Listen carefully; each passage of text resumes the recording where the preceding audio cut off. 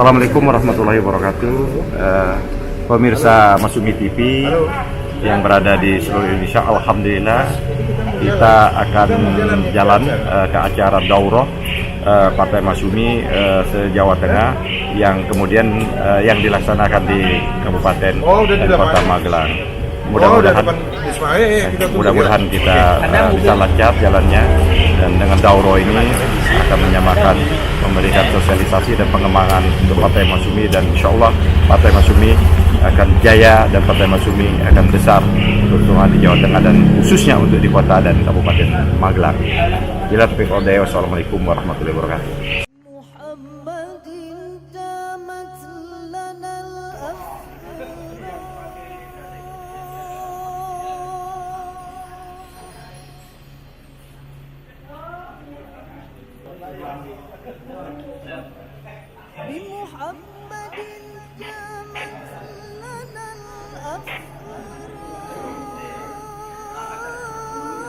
Bagus ya, rapih.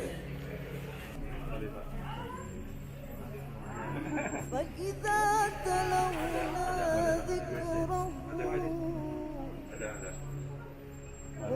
وحديثه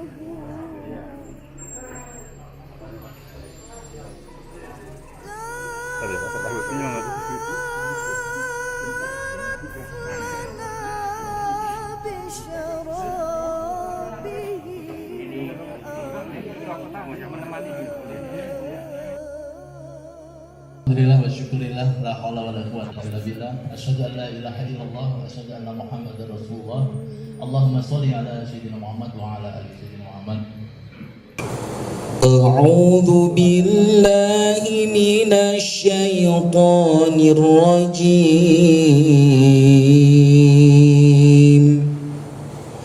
Bismillahirrahmanirrahim.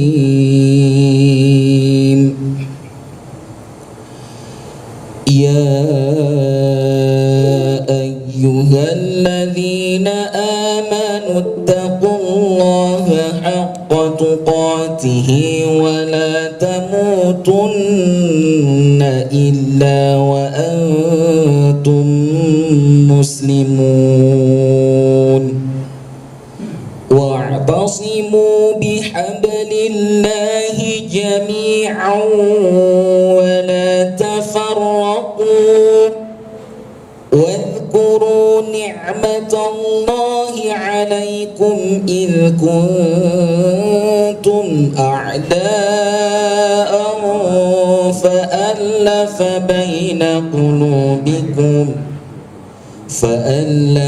بين قلوبكم فأصبحتم بنعمته إخوانا وكنتم على شفا حفرة من النار فأنقذكم منها كذلك يبين الله لكم آياته لعلكم تهتدون ولتكن منكم أمة يدعون إلى الخير ويأمرون بالمعروف وينهون عن المنكر وأولئك هم المفلحون ولا تكونوا كالذين تفرقوا واختلفوا من بعد ما جاءهم البينات وأولئك لهم عذاب عظيم يوم تبيض وجوه وتسود وجوه فأما الذين اسودت وجوههم أكفرتم بعد إيمانكم فذوقوا العذاب بما كنتم تكفرون وأما الذين ابيضت وجوههم ففي رحمة الله هم فيها خالدون تلك آيات الله نتلوها عليك بالحق وما الله يريد ظلما للعالمين صدق الله العظيم.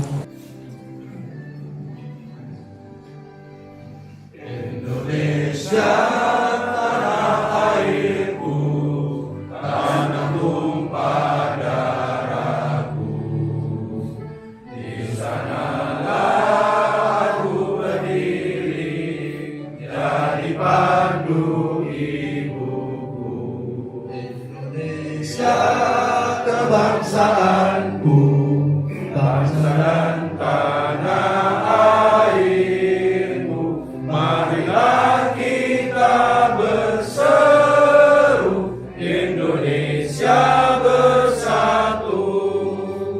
Hiduplah tanahku, hiduplah negeriku, bangsaku, rakyatku semuanya. Bangunlah jiwanya, bangunlah badannya untuk Indonesia Raya. Indonesia Raya, merdeka, merdeka, tanahku, negeriku yang ku cinta. Indonesia Raya, merdeka, merdeka, hiduplah Indonesia Raya. Indonesia Raya, merdeka, merdeka, tanahku, negeriku yang ku cinta. Indonesia Raya, merdeka, merdeka, hiduplah Indonesia Raya. Assalamualaikum warahmatullahi wabarakatuh. Waalaikumsalam. Bismillah, alhamdulillah. Wa bihi nasta'inu ala umuri dunya waddin. Wassalatu wassalamu ala asrofil anbiya'i wal mursalin Sayyidina wa maulana wa habibina wa syafi'ina Muhammadin sallallahu alaihi wasallam. Masumi, Pamane, menang.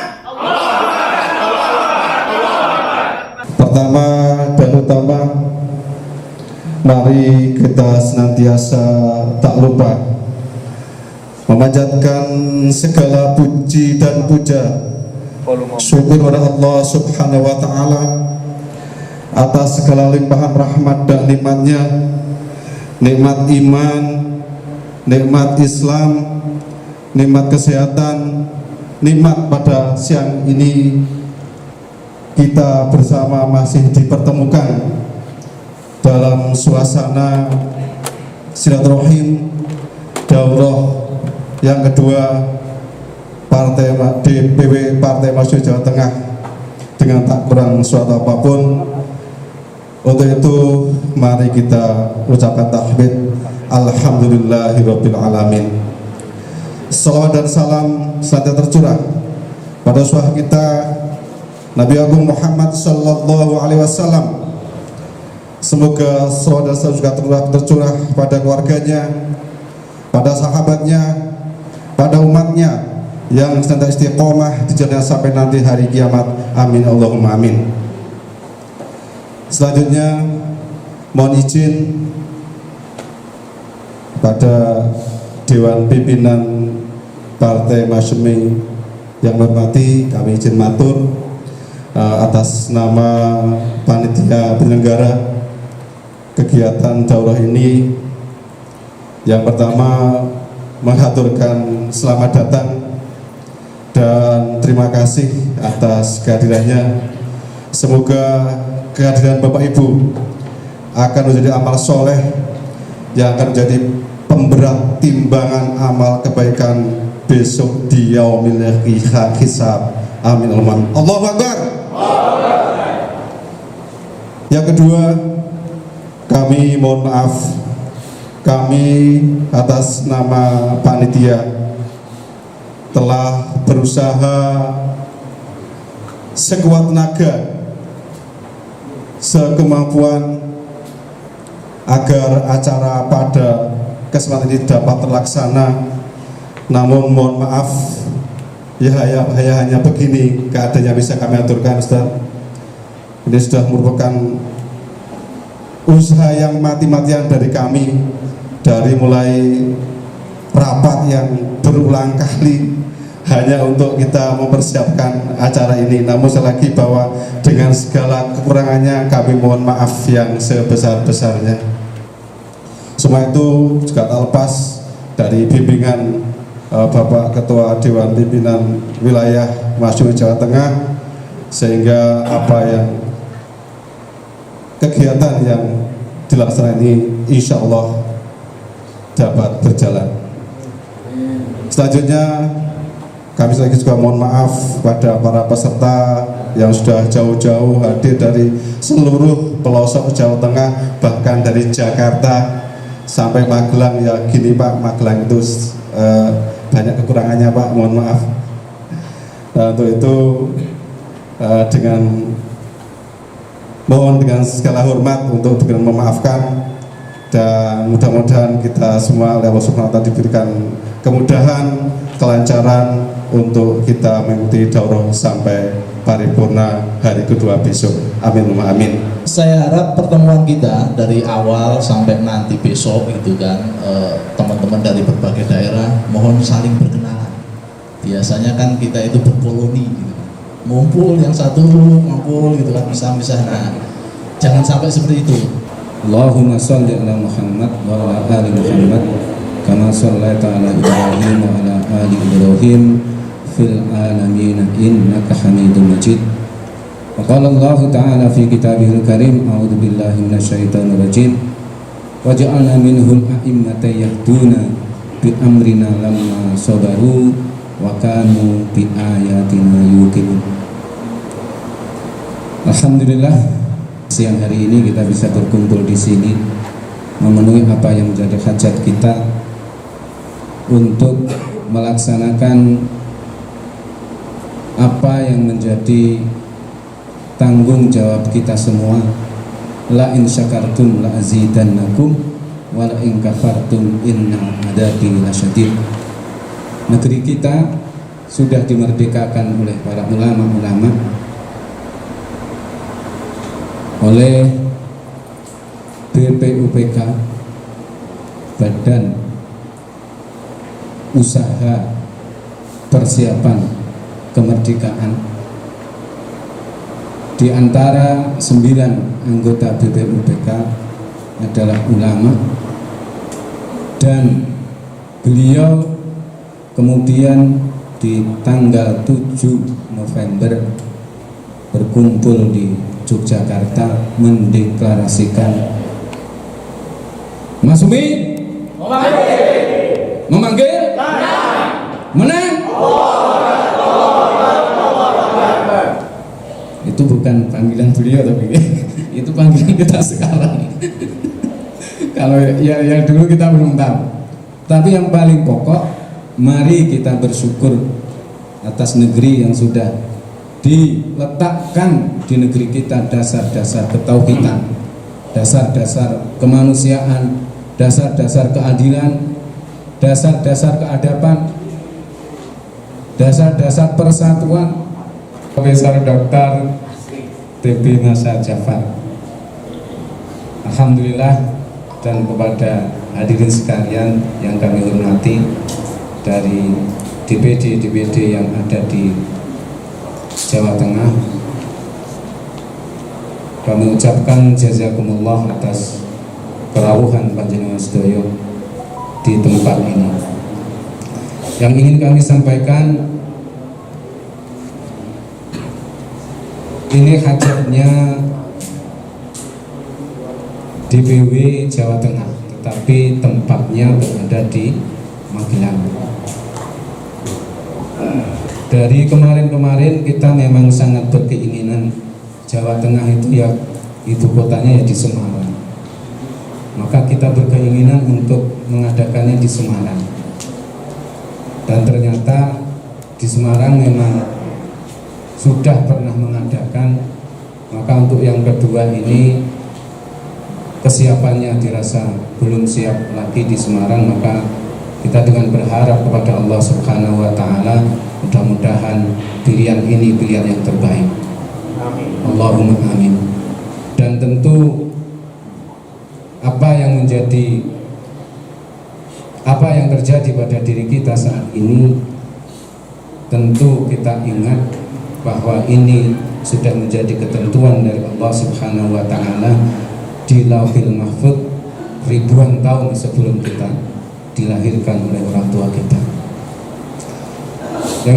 Yang ingin kami sampaikan, ketika kita mau memenuhi panggilan dari Masyumi, ini saya menyebutnya adalah panggilan sejarah, maka yang teringat pada diri kami adalah bagaimana cerita yang termaktub di dalam Al-Quran yang bersumber dari yang ditakwilkan oleh Rasulullah, ditafsirkan oleh Rasulullah Muhammad SAW berkenaan dengan keadaan Makkah pada waktu Hajar dan Ismail. Hajar di tengah belantara gurun pasir, di tengah belantara padang tandus, di tengah belantara yang tumbuh hanya kaktus, Hajar pergi mondar dan mandir, bolak dan balik dari Safa dan Marwah, karena ada satu kebutuhan yang itu menjadi sumber kehidupan yang diberikan Allah kepada setiap manusia. Kebutuhan itu adalah air. Lalu dari Kebumen berapa Pak? 5 ya, 5. Ada ibu, iya Bu Aisyah sama. Terus dari mana lagi yang Sragen kurang lebih 5 ya. Sesuai dengan instruksi. Oh kalau ini menyindir Wonosobo atau gimana ya? Instruksinya memang nggak ada sih, kalau instruksinya untuk DPD 5. Wonosobo kan belum DPD. Kecualian. Kak Magelang sih saya kira sudah ini ya. Yang lain Boyolali ada 2 orang. Lalu mana lagi yang belum saya sebut ya? Kudus. Oh iya, Kudus ya, ini orang paling pilihan. Calon tunggal. Dari Kudus, Solo, Sukoharjo. Oh belum ada, ini memang banyak yang berjalan ini. Oke, insya Allah nanti sebentar lagi ya, settingannya sebentar lagi. Sebagai instrumen, partai ini hanya sebagai alat dalam rangka untuk memperjuangkan misi suci kita. Apa misi suci kita itu? Itulah apa yang ada di dalam anggaran dasar dan anggaran rumah tangga Partai Masyumi, yaitu ingin agar ajaran Islam atau syariat Islam itu tegak dan berlaku bagi hidup dan kehidupan kita pribadi, masyarakat, dan tentunya bagi bangsa dan negara. Karena sejak 7 anak kalimat dicoret yang merupakan hasil kesepakatan awal kita berbangsa dan bernegara yang disebut dengan Piagam Jakarta tersebut. Jadi Piagam Jakarta itu bukan keinginan umat Islam. Jadi kalau ada menyatakan bahwa itu adalah keinginan umat Islam, tidak. Umat Islam tidak menginginkan Piagam Jakarta.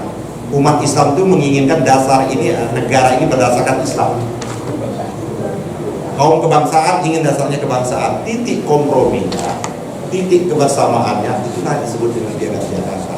Artinya Piagam Jakarta itu milik bangsa Indonesia, bukan hanya milik umat Islam sendiri. Apa? Yaitu bagaimana negara ini adalah ditetapkan betul pada dasar-dasar nilai-nilai keagamaan seperti itu. Ya. Apa beda Piagam Jakarta dengan pembukaan Undang-Undang Dasar? Bedanya 7 anak kalimat saja, yaitu dengan kewajiban menjalankan syariat Islam bagi para penduduk. Itu dicoret ya, kesepakatan itu ya, karena kita baru merdeka, umat Islam ini selalu baik sangka. Padahal sesungguhnya kalau kita lihat literatur sejarah, teks proklamasi bukan itu teks proklamasi.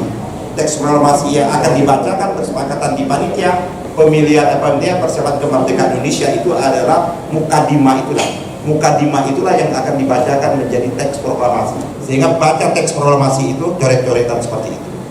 Ini tikungan akhir seperti itu. Tanggal 18 Agustus kita menerima juga. Tapi bapak-bapak kita, orang-orang tua kita menerima seperti itu. Itu fakta sejarah, ya kan, pahit. Tapi kita harus terima seperti itu. Nah, Bapak Ibu, artinya sejak itu dicoret, artinya tidak ada lagi hak-hak privilege bagi umat Islam dalam rangka untuk menegakkan ajaran Islam ini, tidak ada lagi.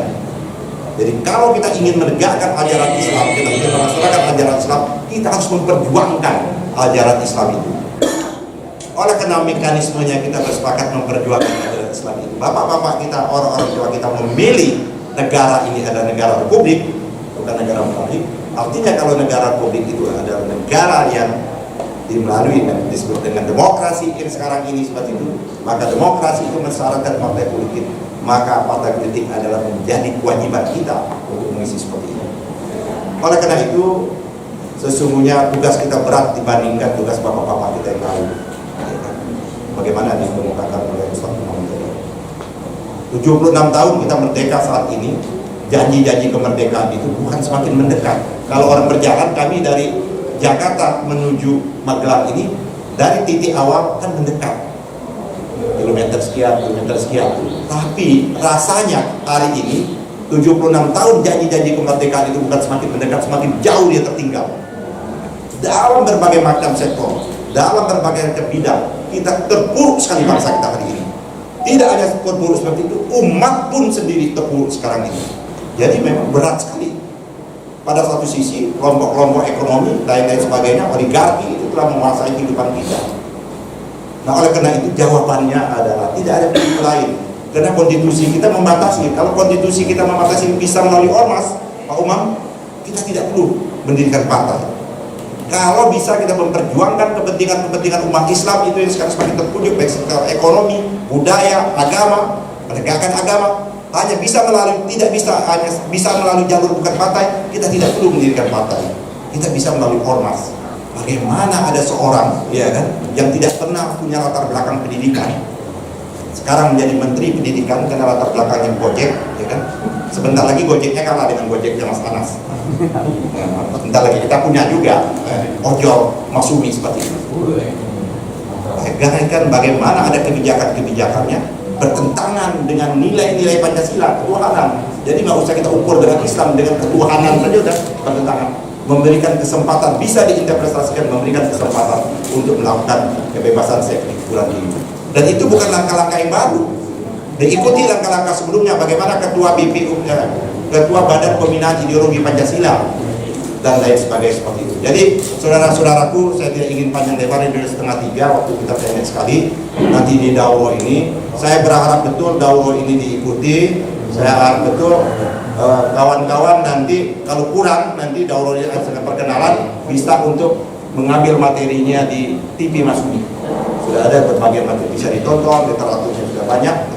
Kita tidak ada lain sebagaimana dikemukakan oleh Ustaz Imam ini adalah bagaimana kita ingin menegakkan ajaran Islam itu melalui bidang politik itu. Jadi kalau Pak Nasir dulu mengatakan berdakwah, berpolitik melalui jalur dakwah, berdakwah melalui jalur politik, ini saatnya kita berdakwah melalui jalur politik. Ini saatnya kita berdakwah melalui jalur politik. Oleh karena itu kita harus rebut kepemimpinan politik tadi. Tidak bisa tidak, kita harus berebut kepemimpinan politik. Dengan kita berebut kepemimpinan politik itu, baik itu yang ada di eksekutif maupun legislatif maupun di yudikatif, insya Allah nilai-nilai ajaran Islam itu bisa tegak dan bisa dirasakan oleh semua rakyat Indonesia seperti itu. Dan oleh karenanya kita kesini tidak mengejar-ngejar jabatan, tidak kejar jabatan. Dan di sini kita mau terpanggil saja. Bang Abdullah awalnya tidak mau bergabung, ya kan, kita dengan akhirnya bergabung, ya kan. Saya juga diminta, ya kan, saya katakan kalau memang nanti 1 bulan, 2 bulan, 3 bulan, setahun ke depan ada orang yang lebih baik dari saya, kita beri kesempatan ada yang terbaik. Nah, kita ingin betul-betul untung kepada umat itu. Ya. Umat yang terbaik itu tidak hanya untuk bangsa, tapi di partai kita juga ada yang terbaik, begitu juga. Sekarang ini kita agar betul-betul mencari kader-kader kita yang terbaik. Nah, oleh karena kita ini partai ini menjadi sangat penting, dan partai ini kita merubah paradigma berpartai. Ini penting sekali kita merubah cara paradigma berpartai. Tadi Ustaz Umar sudah menyatakan kenapa cara berpikir kita itu, karena kita di lingkungan kultur budaya berpartai yang rusak, ya, berpartai rusak. Kenapa kita mau menghadirkan Masyumi ini? Kita ingin mencari role model yang tepat, karena rakyat sudah tidak percaya lagi di partai politik. Rakyat itu sudah tidak percaya pada partai politik. Kalau tidak percaya, survei sensus hampir 90% tidak percaya dengan partai politik. Kenapa? Isinya adalah kebohongan seperti itu. Kena surat apa? Surat Asab itu ya, ayat 1, ayat 2 ya kan, kebohongan. Nah, oleh karena itu, di tengah orang tidak percaya dengan partai politik, karena partai politik ini ada memperjuangkan kepentingan tertentu atau kelompok tertentu, kita menghadirkan role model. Kenapa kita pakai nama Masyumi? Karena Masyumi itu adalah role model partai yang betul-betul kalau berpolitik dia amanah, ya kan? Kalau menghukum dia menegakkan hukum dengan keadilan, kalau menjalankan ekonomi mensejahterakan rakyat semua itu seperti itu. Itu Masyumi. Tidak ada satupun orang yang bisa membantah fakta sejarah bahwa Masyumi hadir menyelesaikan problem-problem kebangsaan dan keumatan pada waktunya. Kita hadir sekarang ini juga dalam rangka untuk menyelesaikan persoalan kebangsaan kita yang semakin terpuruk. Kita tidak tahu, ya kan? Kita tidak tahu. Karena itu konsolidasi kita menjadi penting. Memang agenda politik 2024. Tapi kan Allah kalau ingin berkehendak lain sudah tercatat di Lauhul Mahfuz. Kekuasaan orang ini sekian aja sebatasnya. Tidak ada yang bisa, ya kan? Kekuasaannya Pak Harto aja begitu kuat, bisa selesai sendiri. Oleh karena itu konsolidasi kita penting. Jadi ada konsolidasi kita dalam rangka kalender yang sudah ditetapkan. Juga kita harus ada konsolidasi kalau terjadi apa-apa. Umat harus tampil, kepemimpinan umat itu harus tampil. Jangan orang lain lagi yang mengambil kepemimpinan itu.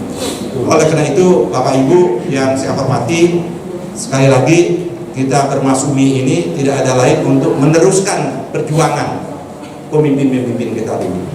Bapak-bapak kita meneruskan perjuangan ulama-ulama yang terdahulu, dan hari ini kita meneruskan perjuangan ulama-ulama itu.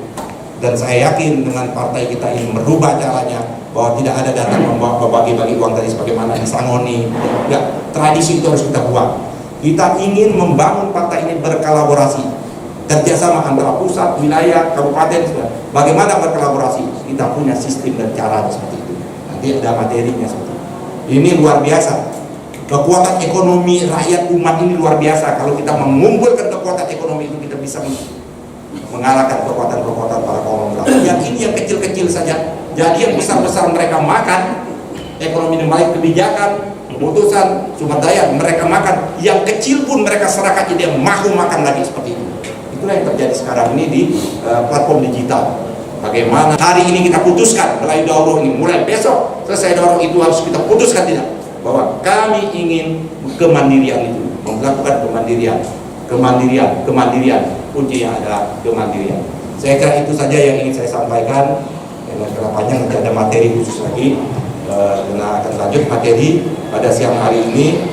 Ada 2 materi, nanti materi tentang abang kita, tentang filosofi sejarah Masyumi, nanti ada periode setelah itu ada saudara kita Anas ini, saya minta katakan langsung, karena selalu saja orang mengatakan bagaimana partai kalau nggak ada uang. Betul, partai kalau nggak ada uang berat, tapi uang yang kita cari adalah uang dengan kemandirian, bukan uang berdasarkan dari taipan, bukan uang berdasarkan oligarki, bukan uang dari hasil yang tidak baik. Jadi Masyumi ini mulai dari gagasan pikiran kita, rumusan kita, langkah kita, perjuangan kita, dan akhirnya harus sinkron dan berkesinambungan. Jadi tidak bisa gagasannya bagus tapi prakteknya menjadi tidak bagus seperti itu.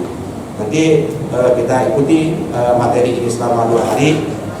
Insya Allah setelah kami pulang dari sini, Ustaz Umam, kalau tidak salah dari database kami ini Jawa Tengah ini baru 18 ya, 18. Insya Allah alhamdulillah yang belum ada di PD ternyata semangatnya luar biasa.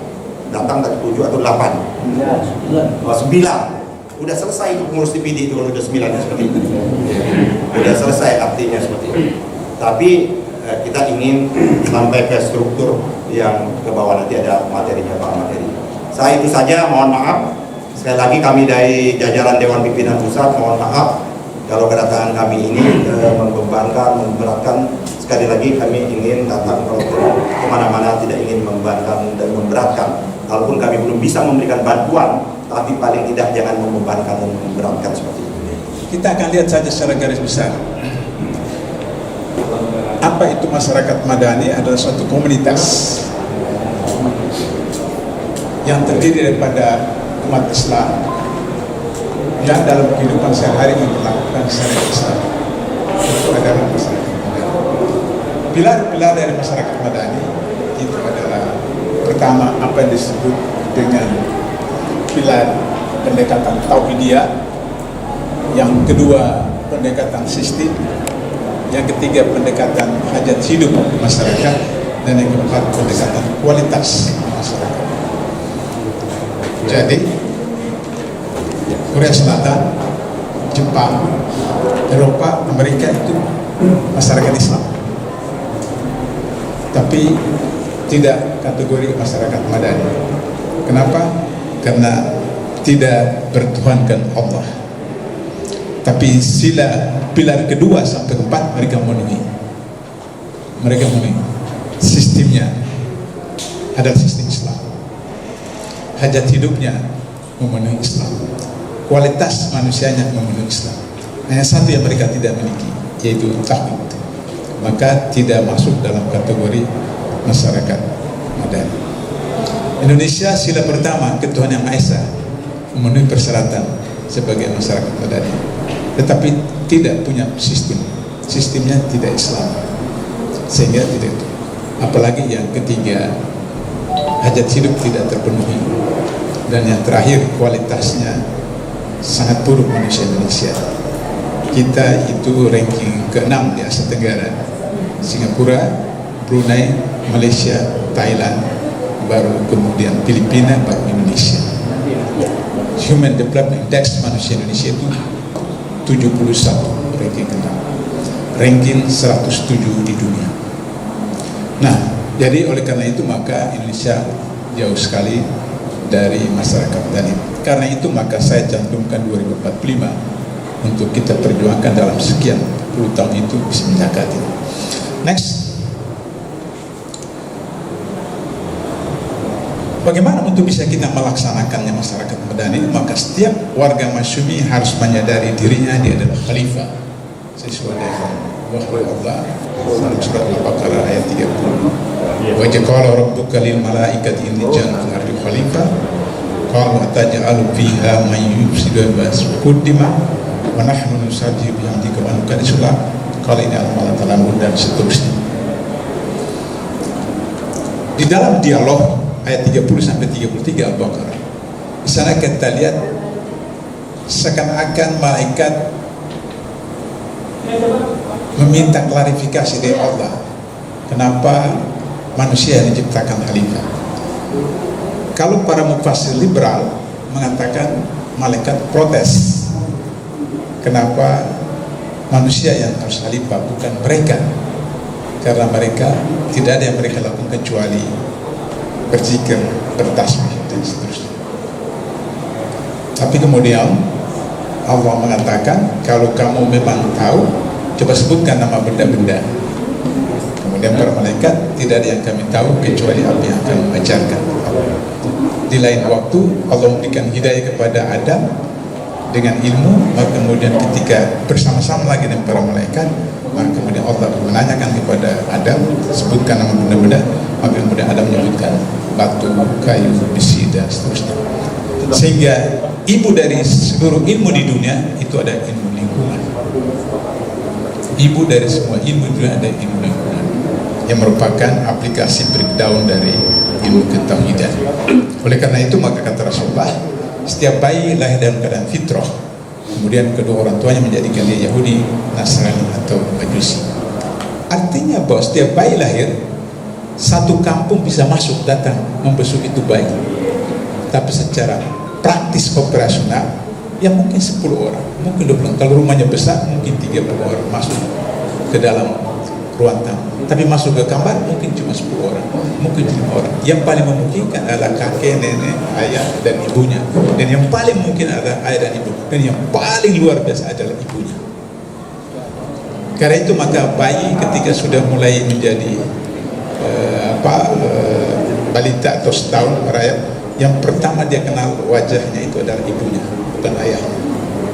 Kenapa? Karena ketika dia menetes, maka dia melihat wajah ibunya. Karena itu maka wajah pertama dicam kenal adalah ibunya. Kalau bayi kita atau anak-anak sekarang kita tidak mengenal ibunya, karena bukan susu ibunya yang dia minum, tapi susu kerbau. Karena itu yang dikenal adalah kerbau, bukan ibunya. Yang dikenal adalah sapi, bukan ibunya. Seperti maaf, ibu. Nah, oleh karena itu maka itu yang harus menjadi dasar, sehingga kemudian khalifah itu adalah manusia. Kalau khalifah Jibril, maka kemudian begini, contoh. Ya ayyuhalladzina amanu kutiba alaikumusyaum kama kutiba alal ladzina min qablikum la'allakum tattaqun. Wahai Jibril, sampaikan kepada umatmu, saumlah pada bulan Ramadan. Maka kalau orang Solo atau orang Jawa Tengah, ya bertanya saja. Tapi kalau seperti saya orang Ambon, orang Medan, langsung tanya, Jibril, saum itu apa? Kata Jibril, ya menahan lapar, menahan haus, merasakan penderitaan orang. Dasar orang Ambon, dasar orang Batak tanya lagi, lapar itu apa? Haus itu apa? Terus Jibril, lapar itu, haus itu, dia garu-garu kepalanya. Karena malaikat tidak pernah lapar, malaikat tidak pernah haus, malaikat tidak makan, malaikat tidak minum. Karena itu maka khalifah harus manusia, supaya dia praktekkan dan kemudian menjadi teladan bagi umat. Itulah sebabnya maka Rasulullah disebutkan kepada kana lakum fi uswatun hasanah liman kana yarjullaha wal yawmal akhir wa taqwa katsira. Karena beliau yang paling tahu. Nah, karena itulah maka kemudian setiap diri kita harus tahu kita adalah khalifah. Khalifah atas diri kita sendiri, khalifah dalam keluarga, khalifah di kecamatan, kabupaten dan seterusnya. Dan ketika kita melepaskan tanggung jawab kita kepada keluarga, kepada lingkungan, kepada masyarakat, kepada bangsa, kepada negara, gugur status kekhalifahan kita. Ketika gugur status kekhalifahan kita, maka gugur status kita sebagai manusia, dan kita berada pada status hewan. Bahkan di lain ayat lebih rendah derajat kita dari hewan. Jadi kalau ada orang mengatakan bahwa tidak ada politik dalam Islam, itu sama dengan hewan. Karena itu penghinaan kepada Nabi. Nabi itu rasul, tapi kepala negara. Nabi itu rasul, tapi panglima perang. Dia mengurus negara, mengurus perang. Itu politik. Akan kita bicarakan nanti sesudah materi yang ini. Next. Karena itu maka kita lihat lagi. Ya. Kita melihat kepada kejayaan Khulafaur Rasyidin. Bagaimana Khulafaur Rasyidin itu berjaya, berhasil. Paling tidak Abu Bakar, Umar, Utsman, Ali, dan Umar bin Aziz. Umar bin Aziz dimasukkan dalam kategori Khulafaur Rasyidin karena dia memenuhi persyaratan-persyaratan sebagaimana 4 khalifah, dan keberhasilannya dalam waktu 1,5 tahun pemerintahan Umar bin Aziz. Tidak ada orang miskin, tidak ada yang terima zakat, dan seterusnya. Yang pertama, sistem nilai yang dianut oleh para Khulafaur Rasyidin itu sama, sistem nilai, yaitu Al-Quran dan As-Sunnah. Karena itu maka tujuan Masyumi di dalam anggaran dasar rumah tangga adalah terlaksananya ajaran dan hukum Islam. ajaran, nilainya, hukumnya, sistemnya dalam kehidupan orang per orang, pribadi, keluarga, bangsa dan negara menuju keridhaan ilahi. Inna sholati wa nusuki wa mahyaya wa mamati lil Pancasila. Betul? Lil Indonesia. Betul? Lil Jokowi. Salah. Jadi kalau orang tidak bilang lil Pancasila, lil Indonesia, lil Jokowi, tidak berarti tidak Indonesia. Karena begitu mengubah kata Allah pada yang lain, syirik. Karena itu kalau ada pejabat menteri presiden begitu, saya yakin waktu dia kuliah tidak lulus Pancasila. Al-Quran Sunnah itu kemudian dilaksanakan dalam bentuk akidah dan syariah. Ada yang menambahkan akhlak, silakan saja. Tapi dalam pemahaman saya, Quran itu cuma dua, akidah dan syariah. Kenapa? Karena akhlak itu ada pada akidah, akhlak itu ada pada syariah. Ketika Allah Akbar, takbir Allah Maha Besar semua kecil, maka ketika masih memikirkan gorengan di dapur, masih memikirkan kunci mobil, maka itu tidak berakhlak dalam akidah. Ketika mengalami persoalan ekonomi, datang ke orang pandai, kemudian minta lihat bagaimana saya punya bisnis sana, itu tidak berakhlak.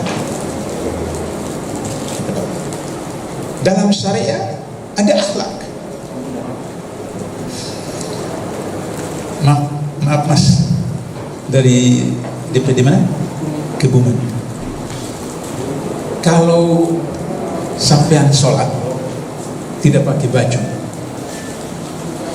pakaikan sarung, menutup lutut, menutup sah enggak? Sah. Laki-laki tidak pakai baju sholat, pakai celana atau sarung menutup pusat dan lutut, sah, tapi tidak berakhlak. Jadi akhlak di dalam syariah, menghadap RT, menghadap RW, pakai sepatu mungkilat, pakai jas, pakai apa, menghadap Allah, pakai kaos oblong, tidak berakhlak. Jadi akhlak dalam syariah. Sehingga begitu, maka dengan memahami konsep akhlak di dalam akidah dan syariah, kita akan memiliki kualitas seperti yang dimaksud oleh para ulama. Kemudian manhaj mereka itu sama, baik kehidupan maupun perjuangan kehidupan. Manhaj mereka sama. Karena manhaj mereka bersama, maka kemudian mereka mencapai kesuksesan. Abu Bakar cuma 2,5 tahun, Umar 10 tahun, Utsman 15 tahun, dan dua-dua itu meninggal karena ditusuk, dibunuh. Umar bin Aziz 2 tahun. Maka dimulai dengan akidah. 13 tahun di Mekah Rasulullah fokus pada akidah. Karena itu ayat-ayat Makkiyah kita akan lihat bahwa selalu bicara tentang dunia, akhirat, surga, neraka, dan kebanyakan surah-surah pendek. Surah-surah pendek. 13 tahun. Dan 13 tahun itu dibina dalam sistem daurah di rumah siapa?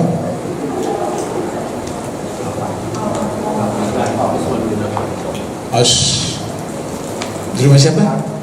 Arqam. Saudara-saudara Bapak Ibu sekalian, bagaimana hebatnya Rasulullah sebagai seorang politisi memilih rumah Arqam sebagai tempat daurah. Kenapa? Karena orang-orang Quraisy, tokoh-tokoh tidak tahu bahwa Arqam itu sudah masuk Islam. Dia masih remaja, usia SMP. Sehingga dalam ilmu diplomasi intelijen, maka kemudian tidak mungkin Nabi melakukan kegiatan di rumah Arqam. Karena itu sangat naif orang menganggap politik dalam Islam itu tidak boleh. Nabi itu politisi. Nah, kemudian dari akidah 13 tahun itu lahirlah para khalifah, para panglima perang, para gubernur, para wali kota yang tidak ada saingan sampai hari ini. Kemudian yang kedua, hijrah.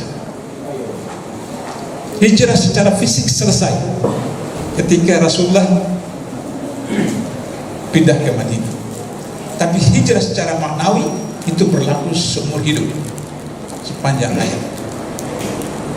Yaitu ketika kita berada pada suasana yang batil, segera hijrah ke suasana yang hak.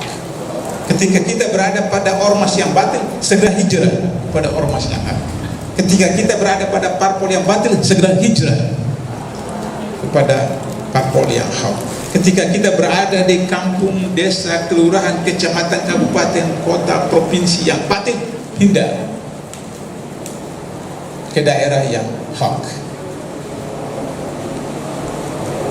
Dalam dialog antara malaikat penjaga neraka dengan penghuni neraka,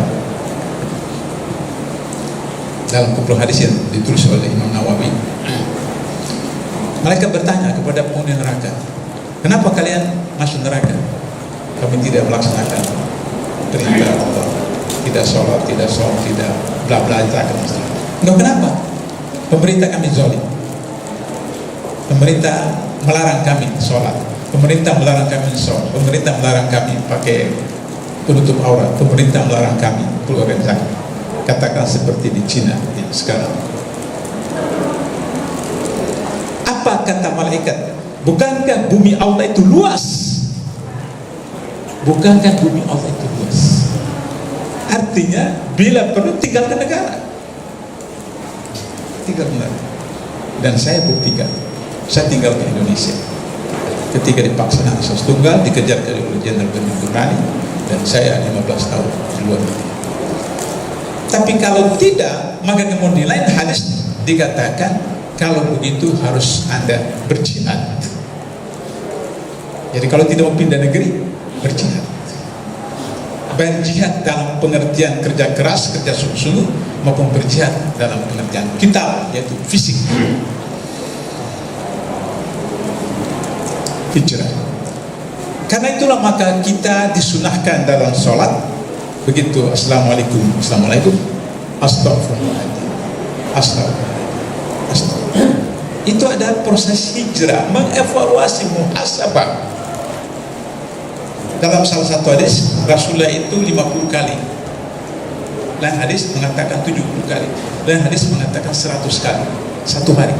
Nabi Rasulullah Muhammad yang dijamin masuk surga, penutup para nabi itu saja beristighfar minimal 50 sampai 100 kali satu hari. Kita yang sampai tai kuku saja kualitas kita tidak sama dengan nabi, kemudian kita malas untuk beristighfar.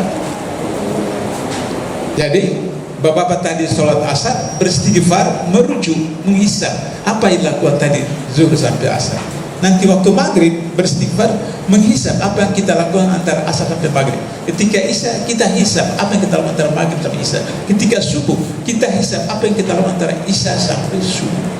So 24 hours orang Islam itu satu hari itu 5 kali melakukan evaluasi, muhasabah. Karena itulah maka kata Rasulullah, beruntunglah orang yang hari ini lebih baik dari kemarin. Rugi orang yang hari ini sama dengan kemarin, dan celaka orang yang hari ini lebih jelek dari kemarin. Ini teori manajemen modern. Saya ketika menyusun disertasi saya ada sekitar 250 buku referensi, sekitar 10 saja yang dalam bahasa Indonesia, yang lain bahasa Inggris. Ada tulisan orang Inggris, orang Eropa, ada yang diterjemahkan, ada masih dalam bahasa Inggris. Saya baca, saya kaget-kaget, loh ini ayat, loh ini hadis, loh ini ayat, ini hadis. Jadi itu semua ada dalam Quran, ada dalam Sunnah, ada hadis. Cuma kemudian ditinggalkan oleh umat Islam, orang Eropa, orang Amerika, orang Barat melakukan kajian-kajian, kemudian dijadikan sebagai textbook, kemudian dijadikan bahan rujukan bagi orang-orang termasuk orang Islam. Jadi muhasabah. Kemudian penyatuan hati. Begitu sampai di Madinah, Rasulullah menyatukan, persaudarakan Ansar dan Muhajir. Kenapa? Karena persoalan hati itu tidak mudah. Anda lihat G30 SPKI, Parman itu adik, abangnya itu diperintah untuk dibunuh. Abangnya anggota SPKI dan adiknya adalah tentara. Abang adik kandung dan diperintahkan, diikutkan untuk dibunuh dalam peristiwa G30S PKI. Ya, oleh karena itu maka kita lihat bahwa hati itu penting, mudah. Orang mengeluarkan miliaran rupiah, melakukan seminar, melakukan kongres untuk menyatukan umat Islam, tidak bisa. Tidak bisa, karena yang menyatukan hati manusia itu bukan manusia, yang menyatukan hati manusia itu Allah.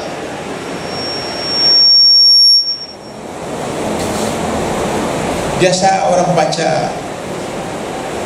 ayat Al-Quran dalam acara-acara pertemuan, wala tafarraqu, jangan bercerai-berai. Allah menggunakan kata la, berarti dosa. Kita bercerai-berai, kita tidak bersatu, itu dosa. Lantas dibuatlah seminar, kongres, muktamar. Tidak bisa, karena ayat itu dimulai dengan ayat sebelumnya.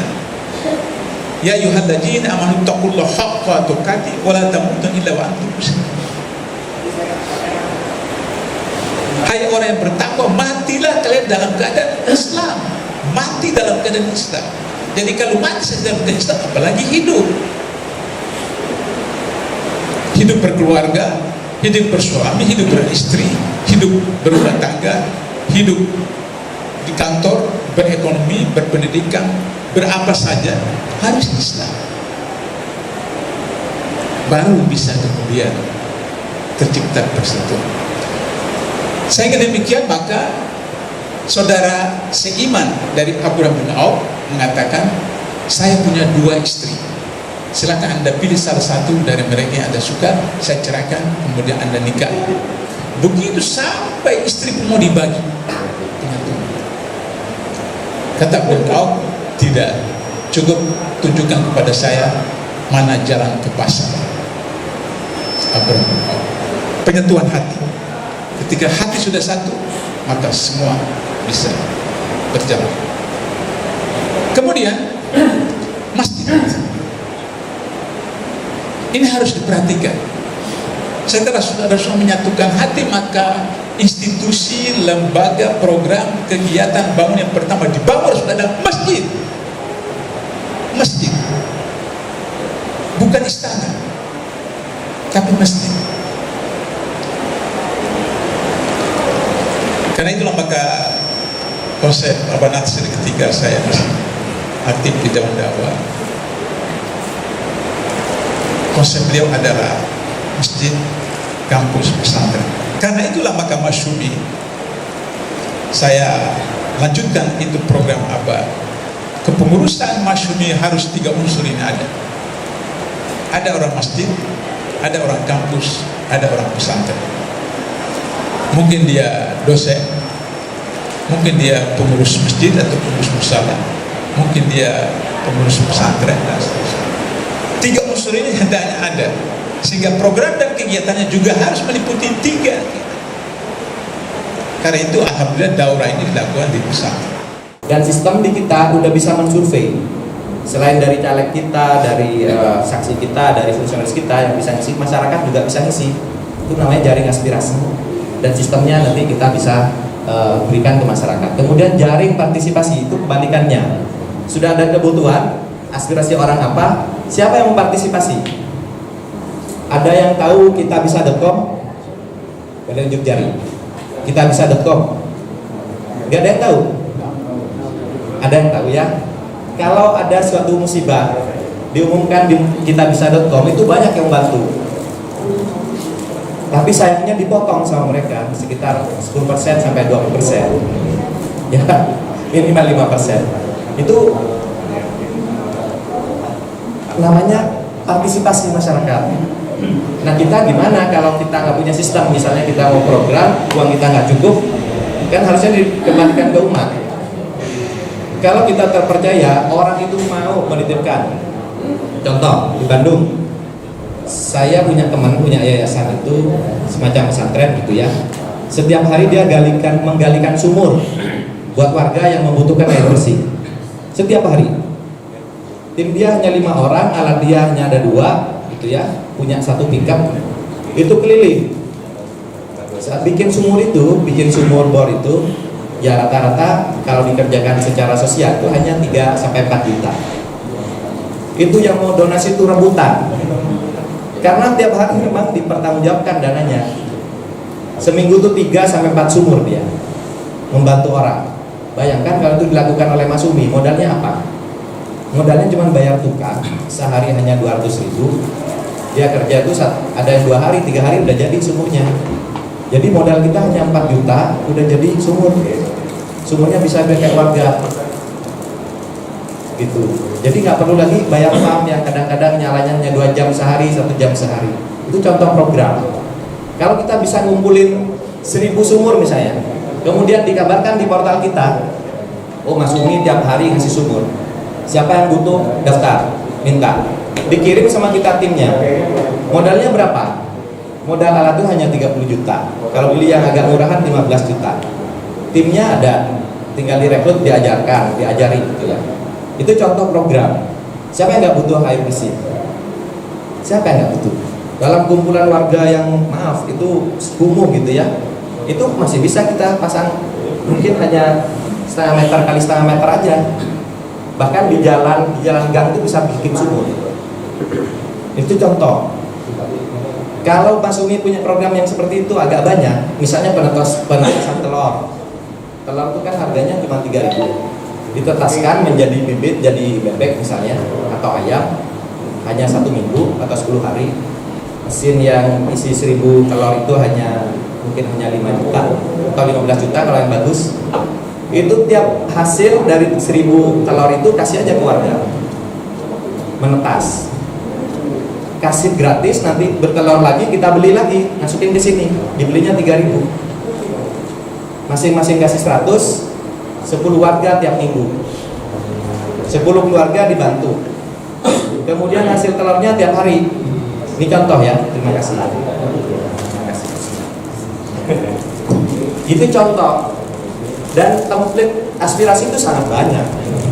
Orang tuh tinggal ngusulin, Pak, perlu ini.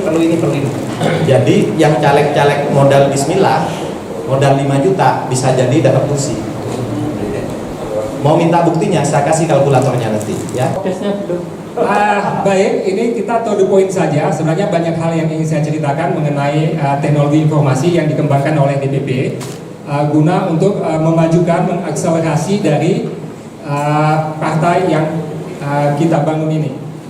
Bapak-bapak, ibu-ibu sekalian, sebelumnya saya langsung bertanya, di antara yang hadir di sini, siapa saja yang menggunakan Facebook? Tolong angkat tangan. Ya, ada sekitar 12 orang atau 15 orang ya. Yang menggunakan Instagram makin sedikit, hanya ada sekitar 7 orang. Yang menggunakan Twitter ada 3. Yang menggunakan YouTube atau sering nonton YouTube, wah banyak, lebih banyak daripada Facebook.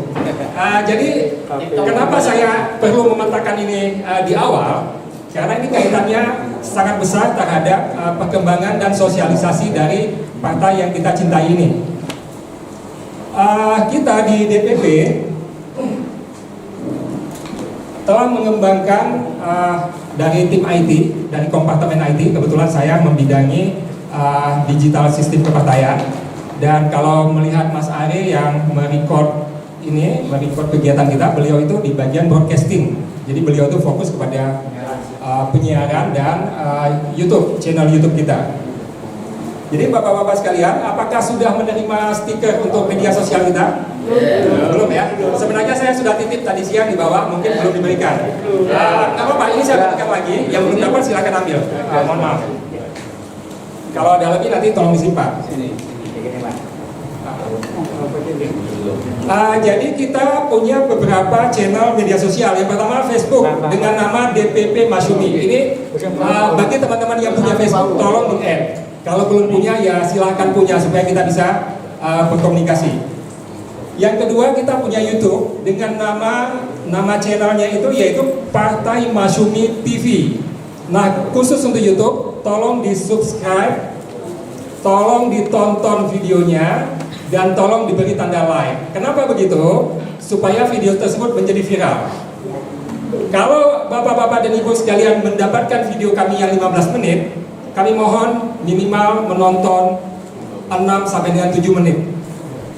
Fungsinya apa? Supaya video tersebut bisa viral. Karena mesin YouTube algoritmanya itu bekerja atau mengenerate sebuah konten apabila ditonton dan diberi tanda like. Apabila itu tidak dilakukan, maka nggak akan tayang di beranda YouTube.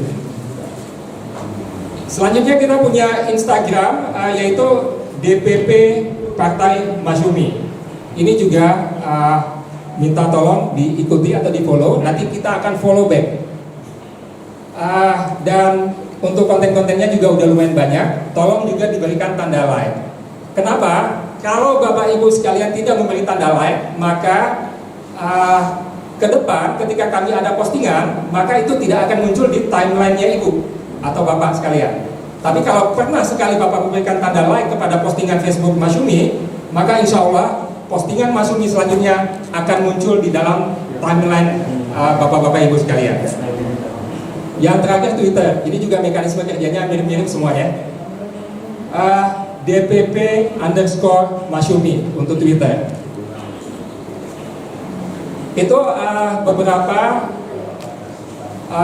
media sosial. Di luar media sosial kita punya portal dengan nama www.partaimasyumi.id.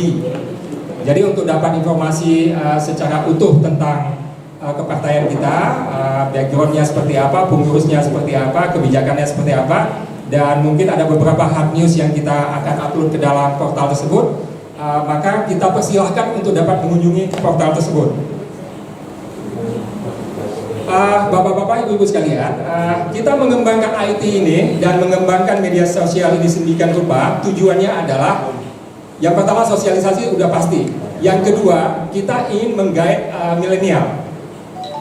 Partai ini jangan terkesan seperti partai orang tua atau partai yang udah terlalu tua. Kita nggak pengen seperti itu, walaupun dari sisi umur partai ini sudah 76 tahun. Tapi kita ingin tampil tetap dalam tanda kutip tetap cantik, tetap bisa tampil memikat. Untuk itu kita menjawab tantangan zaman dengan perkembangan teknologi yang luar biasa. Semua dari kita memegang gadget, memegang HP, dan kita bisa memberdayakan pengenalan Masyumi ini melalui gadget yang setiap hari ada di tangan kita.